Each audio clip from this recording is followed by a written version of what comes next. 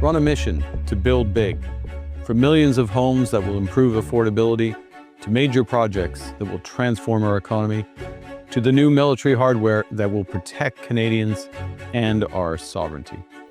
Mr. Carney, in this regard and in every other, has been very fortunate to be judged by his rhetoric and his stated intentions rather than by his results. Because nearly a year into his term, the rhetoric has changed, but the reality is not.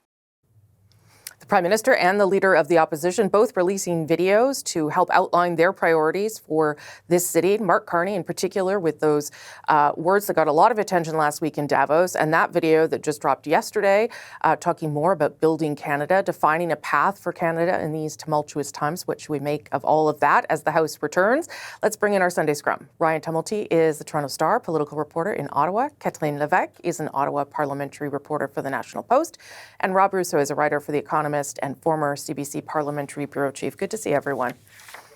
Hello, Rob. Yeah, Rob, I'm glad you're alive because you were traveling with the Prime Minister. that was a heck of a trip. I do want to talk though. My body clock is somewhere over Budapest right now, I think, Rosemary. Yeah, I don't know how the Prime Minister's standing either, frankly. Ryan, I'm going to start with you though. Mark Carney released that video in part, I guess, to position sort of where Canada is at in relation to the United States. He also this morning, I should point out, did respond to the threat of tariffs from Donald Trump. What do you make of what he's trying to do here, Ryan? Yeah, I mean, I think he is trying to outline an agenda that needs to move quickly in a situation where it likely won't. So I think you're going to see pressure on parliamentarians, on the opposition parties to move legislation forward, particularly the budget bill. But I think he's going to want to keep ramping up that pressure because, he's really set the idea that his government should be measured by results. And this far, he has not managed to get many of those results because he can't get much through Parliament. Mm-hmm. So, I think he's stepping out the pressure. And I think maybe he's also, if there are Canadians out there who would feel uneasy about him getting a majority through a floor crossing, I think he's perhaps softening up the ground that is less a bad idea than it might otherwise seem. And I should say, we'll talk about the speech and the trip in the next hour, but in this portion, we want to just talk about the House coming back, because that is sort of the other part, Catherine, of what the government has to do, right? Yes, they can travel and make deals and try and get things from people, but they do have a legislative agenda, and it sounds like there's a lot on it, according to Stephen McKinnon. Oh, absolutely. And there's like Ryan said, there's a huge backlog of bills that they have been trying to pass through in the fall session, which they still haven't managed to do so. And so, it'll be interesting to see what their priorities will be. I will say up till now, we haven't heard a lot. I was in Quebec City, just this week, and we haven't heard a lot about what the Liberals were intending to do in this new session. The only things we know is Finance Minister François-Philippe Champagne hinting that there might be something on affordability, something new coming up, but we don't know what that is. Otherwise it's a lot of the same. The Liberals keep talking about, dental care, child care in terms of affordability, but I'll be interested to see what is new on that point. So, and there's also AI. That's another thing that came up during the cabinet retreat, but otherwise very little details. We really don't know how the government will also manage to get some support from other parties. Until now, we saw that Pierre Poilievre has a more maybe collaborative tone on certain things like bail reform, for instance. Yeah. But, otherwise, I really don't know how they're going to be passing, for instance, their budget bill. Yeah, Stephen McKinnon mentioned affordability too, and I don't know what he's talking about, but obviously there's something cooking on that front. We'll see what it is. Rob, how important do you think it is that the government actually gets some of this stuff through, and how challenging will it be, given that there is some room for collaboration with Conservatives, but not a lot? Well, I'm actually struck, Rosemary, at the myriad challenges that the government faces, if not potential crises. The cabinet retreat, from what I understand, was all about dealing with some of the things that are immediately before them. Number one, half the country feels like it's already in a recession. So they need to deal with that anxiety. And I would expect them to do that, as others have said, with some affordability measures. They need to respond to that and be seen to be responding to that. The other crisis that's looming is we have the potential for 2 referenda on secession, one this year, one later on, if the Parti Québécois get elected. That is, again, from what I understand of the discussions in Quebec City, something that is influencing the tone of the legislative agenda as well. And then the most immediate crisis is our neighbor to the south. Yes, we can diversify all we want, but in the interim, unless we have some sort of arrangement that helps stabilize the investment horizon in Canada, it will be very, very difficult to attract that capital, that investment. Francis Donald, who works as the chief economist, vice president at Royal Bank of Canada, said, we can't just send the firemen out to build or to put out the fire and renovate the firehouse at the same time. But that's exactly what Canada needs to do right now. They need to go out and diversify, but they need to stabilize the relationship with the United States. And that's a tough trick for them to turn simultaneously.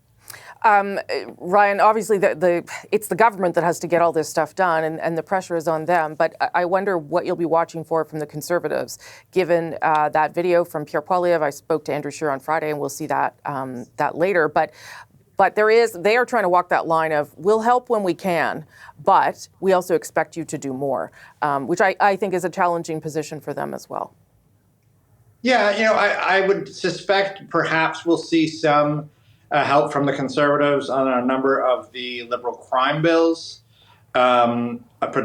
perhaps looking to change them before they help, but certainly maybe looking to pass some of those. I mean, I think, for the Conservatives, they've talked about how broken our bail system is.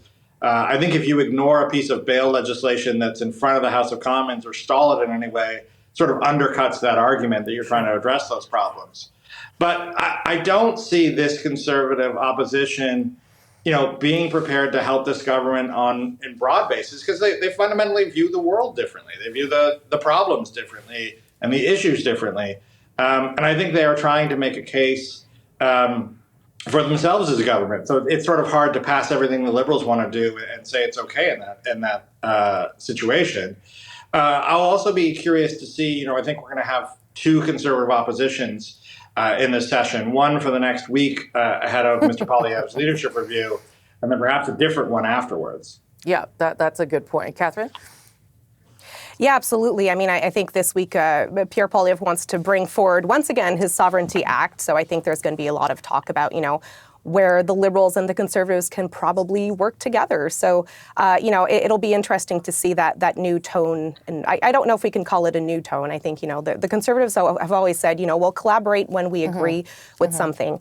Something I will be looking for is, will the Conservatives help on the U.S. file? Jamil Javani told our bureau not so long ago that he was basically waiting for a call from the Prime Minister's office because he has a personal relationship with J.D. Vance. So I really wonder if Mark Carney's team will be willing to maybe get some help because, again, and I know we'll talk about this later, but really Donald Trump is just overshadowing this entire parliament.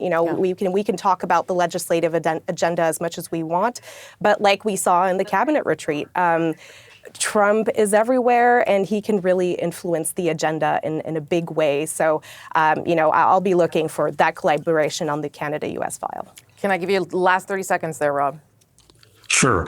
I think the letter that Mr. Poilievre sent to Mr. Carney was notable for a change in tone, a little more statesman-like tone, and I think it'll be interesting to see if that endures beyond next week. I think it bodes well for what this Parliament could actually do. The offer to send bipartisan delegations to the U.S., I think, is notable as well. It seems to be a recognition from Mr. Poilievre that he has to adopt not just a statesman-like tone on helping the government facing the Trump challenge, but also seem to be doing something beyond that, actually contributing to it, and standing up more forcefully to Mr. Trump as well. I thought there was a very calibrated but important evolution in Mr. Poilievre in that letter. We have commitments under CUSMA that not to pursue free trade agreements with non-market economies without prior notification. We have no intention of doing that with China or any other non-market economy. That's the Prime Minister speaking earlier this morning in Ottawa, responding to questions about U.S. President Donald Trump's latest round of tariff threats. Trump upped the ante, after the World Economic Forum in Davos, posting to social media, referring to the Prime Minister as Governor Carney and claiming that China is a threat to the Canadian way of life, threatening new 100% tariffs on Canada if a deal is made with China. There is no free trade deal being made with China, to be clear. What does this mean for Canada's place on the world stage? Let's bring in our Sunday Scrum. Ryan Tumilty, a Toronto Star political reporter in Ottawa. Catherine Levesque, parliamentary reporter for the National Post.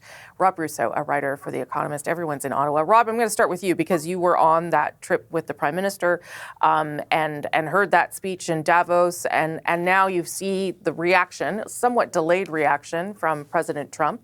But give me your sense of how the Prime Minister is trying to position Canada in relation to the United States.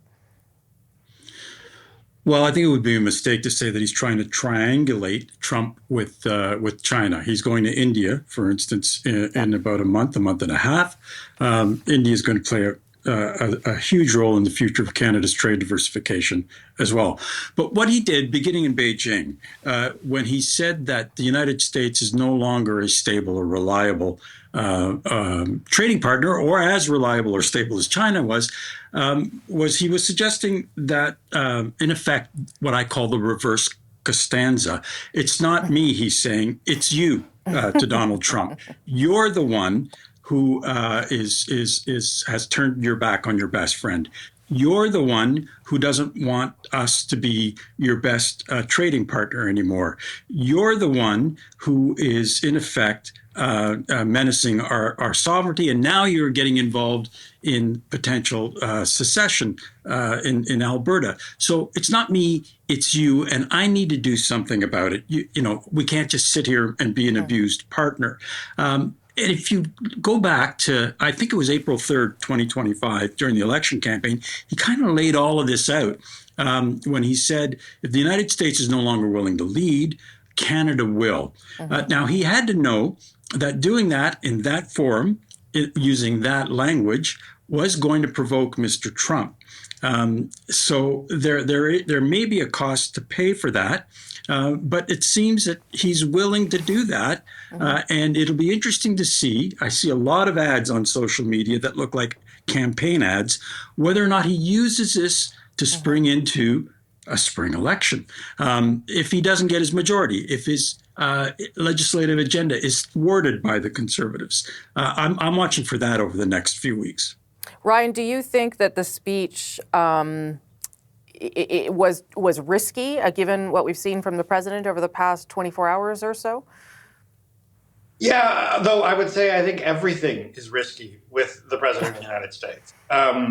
You know, that when the news first came out that we had signed or made an agreement, I guess, with China, the president said, good on, Carney, way to go. Everyone should make a deal with China. A week later, you know, we're about to bring down the trade relationship with the United States and bring in 100% tariffs. So, you know, I think on some level, the Canadian government has decided that Trump is going to Trump. And there's not a lot you can do to control that. You know, I think Canadians see how, you know, irrational and how Trump's ability to flip on a dime on positions and issues, not just on the trade file, but of course on all sorts of domestic issues in the U.S. You know, they don't see him as a reliable negotiator.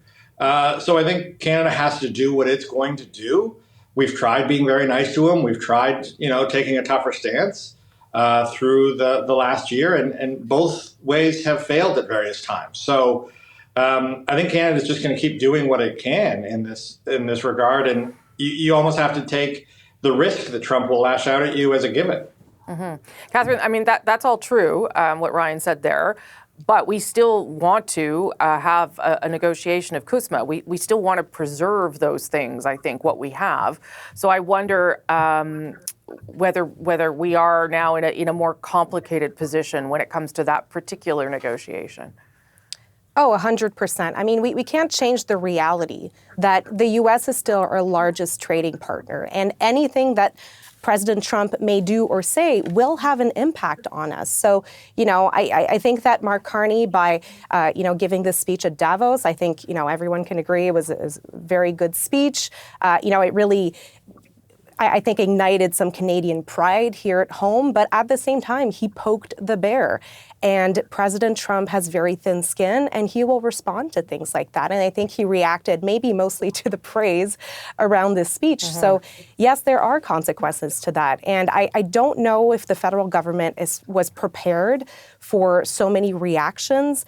And at some point, the Canadian government has to respond maybe a bit more forcefully. I mean, what we saw yesterday, with the president threatening these new tariffs on Canada, which, we'll see if they actually happen. We don't have a lot of details.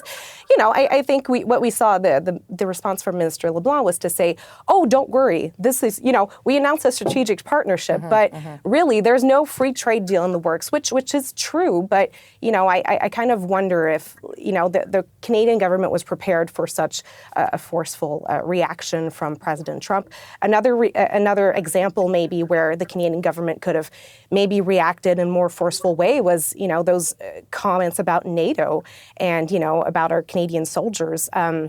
We saw British Prime Minister Keir Starmer respond in a very forceful way. Ultimately, Trump ended up praising UK troops.